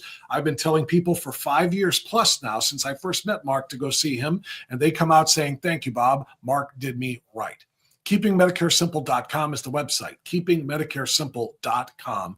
And then, of course, Mark can be reached at 440-832-8936. Tell him I told you to call, and he will indeed make Medicare great for you. All right, I do see the smiling face of United States Senator Bernie Moreno in my green room now, so let's bring it to the stage. And Dylan, let's go ahead and pop him up on the screen if we can. There he is. Senator Moreno, good morning, sir. How are you? I am fantastic. Thank you for having me. Of course, it is a pleasure. Senator, so much to do. I've got you for 20 minutes. I want to make the most of them. Your impression of the Memorandum of Understanding. And please know that I read it to the audience today. I have great concerns about it. I don't know what I am supposed to make of it. It is not a deal. It's an agreement to negotiate a deal over the course of the next 60 days, as I understand it. Senator Moreno, give me your impression of this MOU. Yeah, well, first of all, thank you for sharing it with your audience. I think it's important to at least have a baseline where everybody knows what we're talking about. Now, in my particular case, obviously, as you know, I'm close to the vice president. We've been briefing about this for weeks. I've spoken with Jared Kushner and Steve Witkoff. So let me just maybe have you think of this MOU as follows. This is not the end of the conflict with Iran.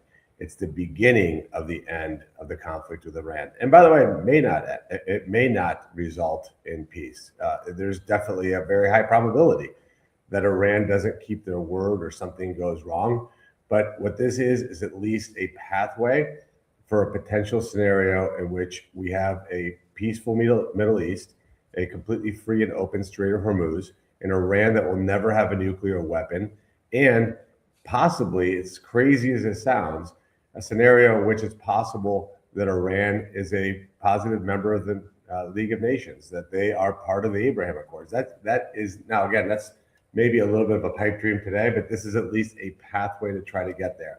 At any point in time, if Iran doesn't do what they're supposed to do, we know exactly what we have to hit, who we have to hit, and how to make accountability occur. So I guess that would be the best way to just frame that up and assuage some fears that are out there. Because I think if people are expecting like the final perfect deal, this is certainly not that. No, it is not that. And what you said, though, I think was very, very important a moment ago when you said there is a high probability this will not lead to peace. There's a high probability we're going to go right back to a bombing campaign again because they're not going to honor the terms of this. My concern, Senator, is that they are going to gain a lot before that happens because they're allowed to start, if we remove our naval blockade, which is in the MOU, they're allowed to then start continuing to sell oil and to make money off of that. They also get, not guarantees, but the concessions of opening up, ending their sanctions, plus the $300 billion what's the word? It's not reparations, but it's for rebuilding their infrastructure and so on and so forth, kicked in from some of the Arab nations, not from the United States, but from other countries. My point is they stand to make an awful lot of money, and they don't seem to have to give up a whole lot here in this MOU. For the next 60 days, they can start raking it in.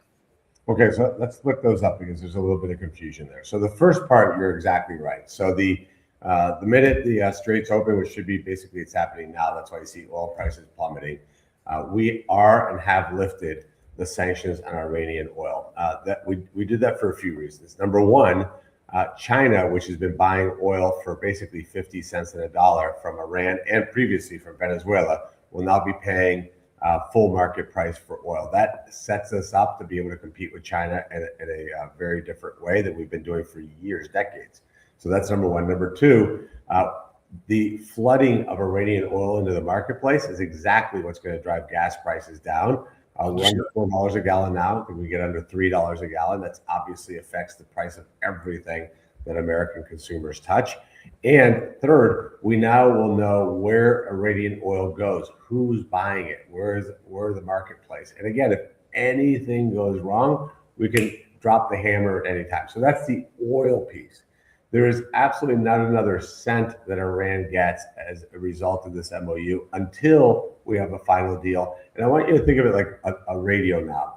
So as they cooperate, they start turning over their enriched material. So that turns this way, the sanctions get released this way.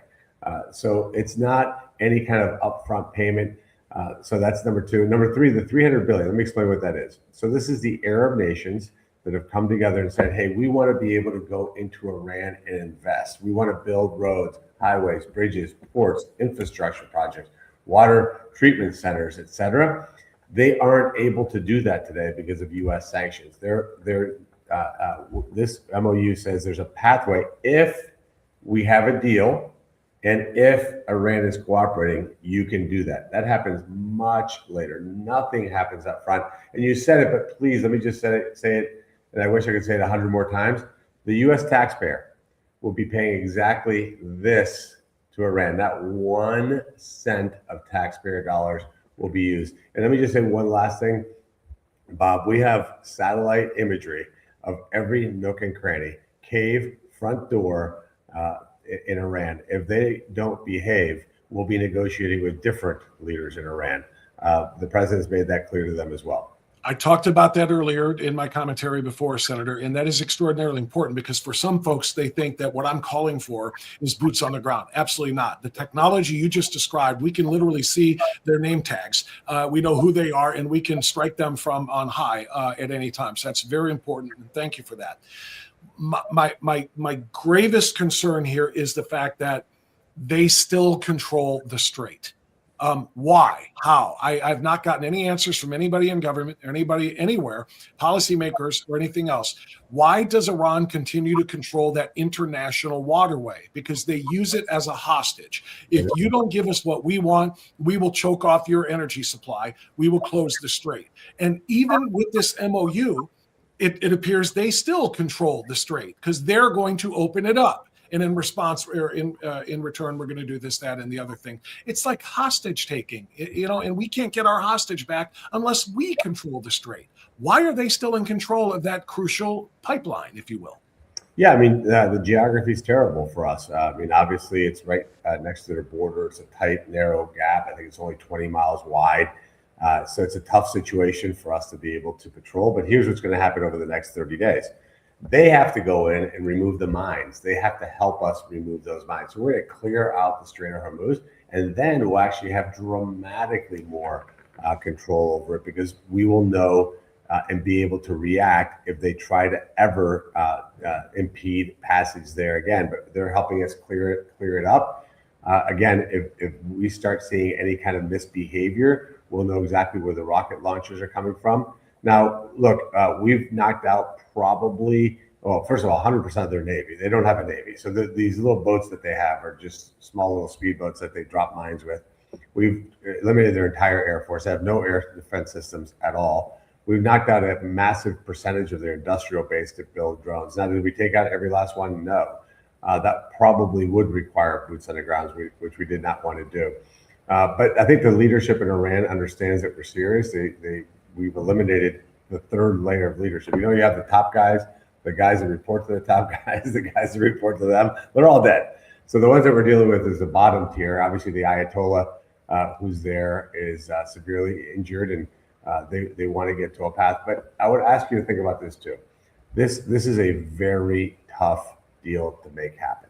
47 years at this, Bob. You and I, our entire adult life, we've been dealing with the specter of Iran. Always. It's not new. I mean, exactly right.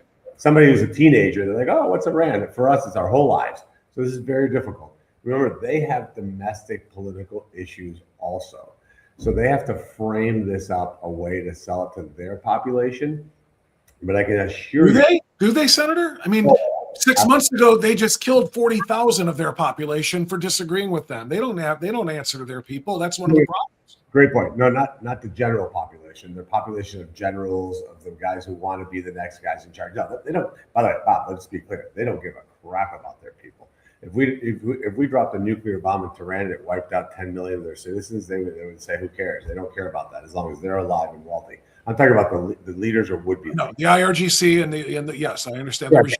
the wannabes, the bees, all the people who are trying to get rich over tormenting their people in the name of religion. So, in talking to Kushner and Wickoff and the vice president, there's a massive difference between the public commentary and the private, hey, this is what we need to do, give us a little bit of space here. So I'm very confident that we can get a deal done. But let me just emphasize one more time. There is a high probability that we'll be back at hitting Iran hard. But what President Trump always leans to is if there's a path to peace, number one, if there's a path to economic stability for the U.S. and the world, which is driving this down, we will continue, and this is important for your listeners to understand, to massively expand U.S. oil production. We're working to massively expand oil production in Venezuela so that if something like this were to happen in the future, it doesn't matter what happens in the Strait of Hormuz, because the Western Hemisphere, we will be such an energy dominant area that we will prevent oil prices from ever spiking like this again. So this is the strategy. President Trump is on top of this. He's a master negotiator. And I'm hopeful. Look, again, this is not, you don't see a mission accomplished banner behind me. This is far, far, far from that. This is the beginning of the end. And maybe it works and maybe it doesn't. But I applaud President Trump for giving it the shot. Well, I applaud President Trump for Operation Epic Fury, for starting it, because the reason for it was sound. It is right. And I support him, CENTCOM, our military, the Pentagon, and everyone who has made this, like you said, disappeared their Navy, disappeared their air defense systems, and all of the rest. So, we have done a phenomenal job of this. But here's my fear, and I don't want to belabor the point, but if the deal doesn't hold, or if the agreement that they made to work on a deal and it doesn't get where it needs to be, we're going to go, I think your words were high probability that we're going to have to go back to striking them again. When we do, they close the strait again, and the prices go, the ones that we saw go down, go right back up. Unless, which you also correctly pointed out, we can find another source, Venezuela, or even without that, we were told that thanks to President Trump's extraordinary work in term number one, when he was president 45, we became net exporters of energy for the very first time and became completely energy independent. So I guess what probably a lot of drivers want to know right now, a lot of Americans who are dealing with the inflation hike because of energy costs, they're like, if we're energy independent, and that strait only provides 20% of the world's oil, why is that part of our percent? Wouldn't we be part of the 80 that doesn't need that at all? So why are our prices going up? Yeah, well, it's a world market, so these things are sold around the entire world. There's places in Western developed nations where they're having oil shortages right now. You look at Europe, they're a mess in terms of what people are paying there for oil. I mean, we're talking about $10 a gallon. That would have been the case here in the U.S. Ironically or not ironically, yesterday, former President Biden was in a classic Corvette that's probably worth hundreds of thousands of dollars that gets 9 miles per gallon and has the emissions of probably 24 cars. By the way, cool car. So don't, I'm not knocking the car, but was bragging while driving in that car with Jay Leno. So, hey, if it were up to me, we would have absolutely prevented drilling for oil on the East Coast, the West Coast, the Gulf. I mean, can you imagine what Iran would have over us? I mean, we're talking about $15 a gallon gas. The economy would have collapsed. And by the way, your viewers should also understand, and this is on the edge of classified, if we had not started Epic Fury, I promise you, Bob, the last thing we'd be talking about is $5 a gallon gas. They were within, I don't want to say days, it could have even been hours of having a nuclear weapon that they would have dropped on a Western city. That would have led to a 1929 style crash all over the world. People just don't understand that because they're like, hey, well, it didn't happen. You can't tell people what you saved them from. But that is ultimately the job of elected officials, is to prevent problems, not just solve them. That is what Secretary Rubio did such an outstanding job of explaining, I think, at the beginning of all of this, when he was explaining the rationale to the American people and to the world press about what had to be done here because of what Iran's capabilities would have been had we not acted when we did. President Trump was right. Secretary Rubio was right. You were right. Everybody was right. This is the right thing to do. It's just a matter of ending it the right way now. And by the way, those little speedboats that all they have left is to drop mines, I seem to recall those little speedboats being vaporized when they're bringing drugs to the United States in the Atlantic. So you know what? Vaporize them and take the damn strait over so they can never close it down again. That's my layman's view. Well, hey, look, amen. We have a lot of, let's just say, advanced technology that we don't speak about that we're now getting deployed and developing that's going to be able to take care of those things. So no, we're all over those types of issues. And again, also your listeners just again reemphasize, because there's just so much nonsense out there. The Democrats spew zero taxpayer dollars are going to go to Iran. You know, I was watching CNN this morning and last night. I do to torture myself, and they're out there saying we're giving Iran $300 billion. We're not giving them anything. There's not a dollar of taxpayer money that's going to be spent on that. Senator, and I'm glad to hear that. And I think Vice President Vance has been very clear about that. President Trump has been very clear about that. How they can spin that lie on those networks, I don't know, because it has been made very, very clear. Senator, I know we don't have a lot of time left here, so I want to get just a couple of questions in from our viewers, because I asked them yesterday what they wanted to ask Senator Moreno. One said, can Congress do anything to stop the implementation of Islamic law in local areas in the U.S., even in cultural preferences? Can Islam stop being given preferential treatment? We have seen this massive public display of Islam in New York. They have 2,400 mosques, for crying out loud, but yet they're out in Central Park doing all of these things. They're creating little Islamic enclaves in Texas and in other places, and they're running these basically under their own Sharia law type components. And like Dearborn, Michigan, nobody is allowed to touch them from outside law enforcement. From a governmental standpoint, from a policy standpoint, we are free speech and free religion nation. But is there anything can be done to stop this proliferation of Islamic law? Well, look, we have Harmeet Dillon that's working diligently on that, and the Department of Justice, to make certain that they're not infringing on anybody else's rights. But we do have obviously freedom of religion here in the U.S., and people are free here to practice whatever religion they choose to practice, as long as it does not interfere in other people's rights. And quite frankly, the other piece of it is we have a very different view on immigration now. You and I have been talking about this since I first got on your show. When you're an immigrant to this country, the deal is you're going to learn our language, you're going to learn our culture, and you're going to assimilate. If you're not willing to do those three things, we're just not going to allow you to come in the United States. And that's just common sense. It'd be like if you invite me to your home and I choose to act in a way that's inconsistent with the values of your family, you're not going to allow me to stay there. That's just, again, common sense. I don't have a right to go to your home. People don't have a right to come to the United States of America. We're going to protect and defend our borders. And that is ultimately the demise of Europe, is that failure to understand that. Senator, to that point, a quick follow-up from one of the other viewers was, will we start to see denaturalization of people in this country, citizens in this country, who continue to express loyalty for foreign countries? Well, absolutely. We're seeing it this way, which is and the law is clear, if you lied or committed fraud in the process of becoming a U.S. citizen, it is absolutely legitimate, right, and legal to denaturalize those people. But what we're doing on a go-forward basis is being dramatically more stringent about who we allow to get to the U.S., who we allow to be apply for green cards, and most importantly, who we allow to be a citizen. You know, citizenship is the greatest privilege a non-American can be given. I know that. I was given that privilege. I honor that every single day.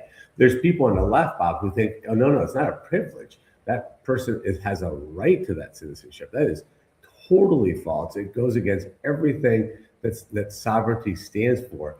And again, you want to see where this could go to the UK, go to France. These countries are destroyed. Sweden, by the way, my wife and I went to Sweden back in the early 90s, and we went recently last summer, unrecognizable. I mean, I'm telling you, a completely different nation. You can't have unlimited migration from third world countries. You import the third world, you become the third world. and with no assimilation. It's crazy. That's where we were headed under Biden. It would have been there under Harris. And by the way, that's still what the radical left wants. They haven't abandoned that dream.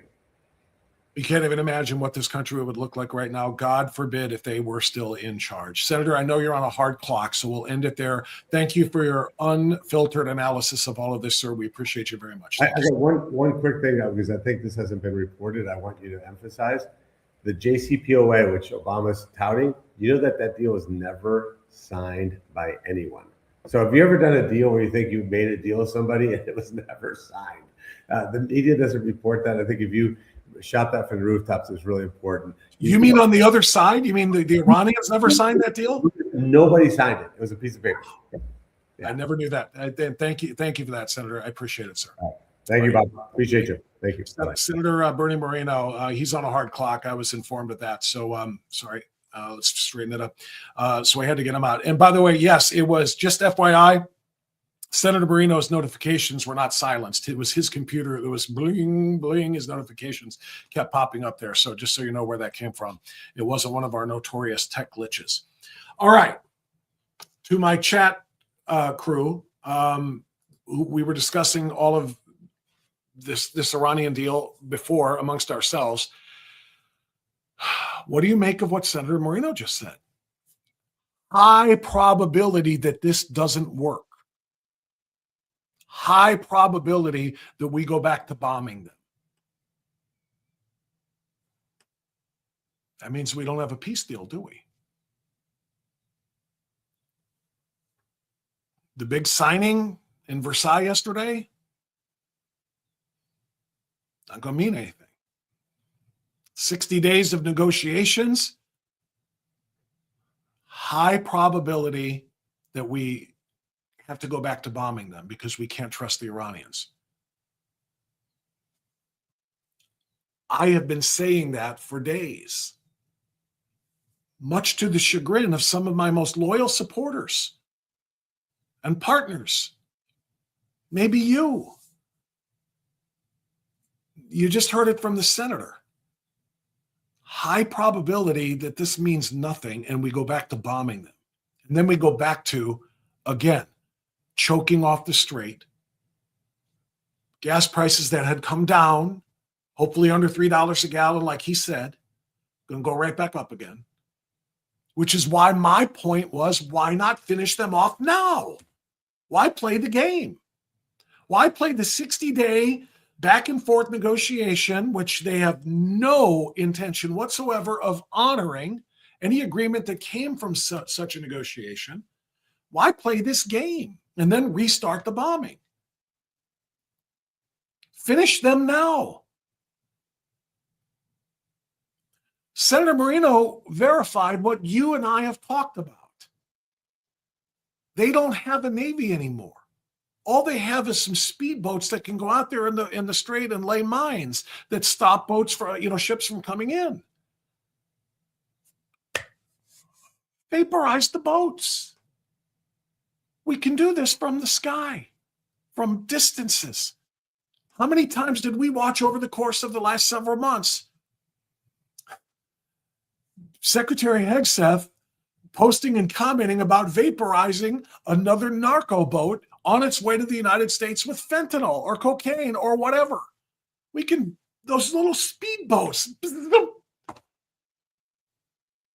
I mean, our technical and military superiority is like beyond comprehension. We've been able to do that to those. Do that to the boats in the strait. Take it over so that we never have to be held hostage by the Iranians again. I just hope when you hear it from Senator Moreno, now he is obviously trying to be optimistic. He's appreciative of President Trump, as am I, for the efforts. But he basically said, yeah, there's a high probability this doesn't work. Then we shouldn't be celebrating, should we? There's a high probability that we have to go back to fighting again or, bombing. It's not ground fighting, but we have to go back because they're not going to honor whatever is in this agreement. Then why are we wasting our time? End them. Senator said the same thing I said. He said, we can, from on high, our satellites controlled by Space Force, know exactly where they are. And there's no air defense that they have to stop us. Know exactly where they are. We can pinprick strike them, including the leadership. Okay? Pinprick strike them now. Get it over with. Right? I mean, what am I missing? The senator, while striking a more optimistic tone, said the same thing, that this memorandum of understanding isn't worth much. There is no deal yet. Yes, the Iranians are going to get a bunch of money for oil that they're allowed to sell now because we've opened it back up for them. And there's a high probability we're going to have to go back to fight them again or go back to striking them again. Is that ostensibly different from what I've been saying I'm worried about and I'm disappointed in? You heard it from our senator. If we have to go back to striking them later, why not just get it done now and get this over with and bring the gas prices down and the oil prices down permanently, not for a little while until we have to strike again? Help me. Help me understand that.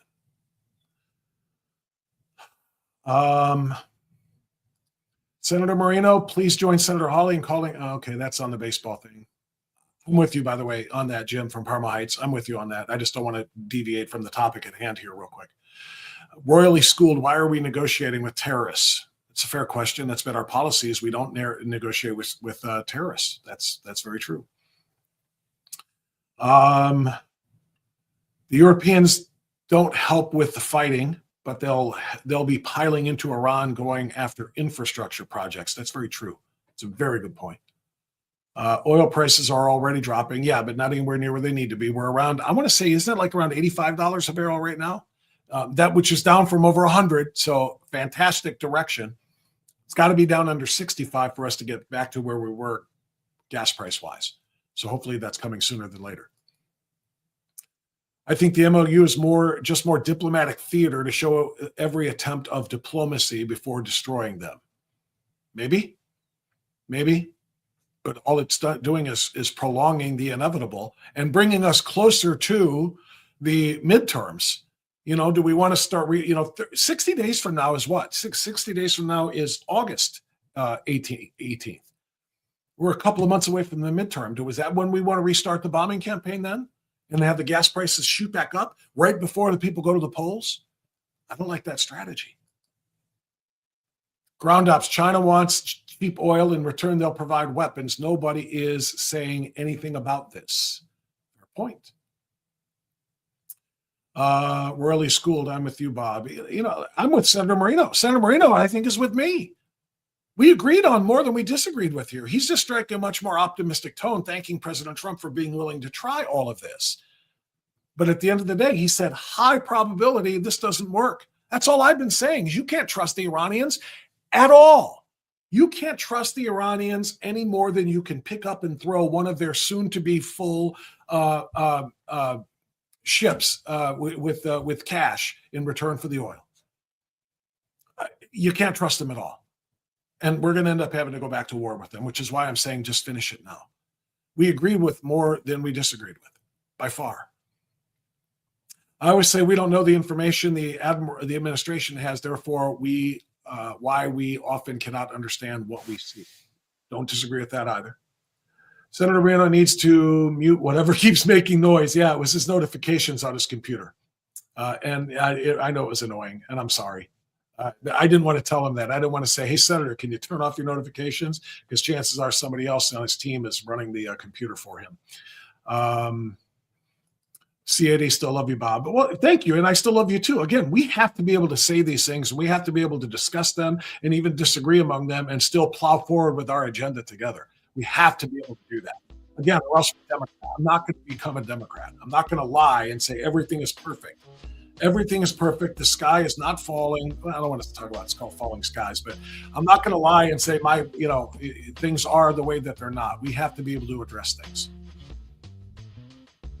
Sherry, the JCPOA was never signed. That was a bombshell right there. The JCPOA was never signed. It was never an actual contractual agreement. I want some reporter to ask Barack Obama about that. I would like to see that. Is there a point where God, the God-given sword of government, extinguishes the perverse evil? So it asks Darms79. I don't know. I hope. Charlie G says it was a head fake to get us through the midterms. It may not get us through the midterms if Senator Moreno is right, because he said the chances are a high probability we're going to have to go back to strike him again, which will be closer to the midterms. I can get that.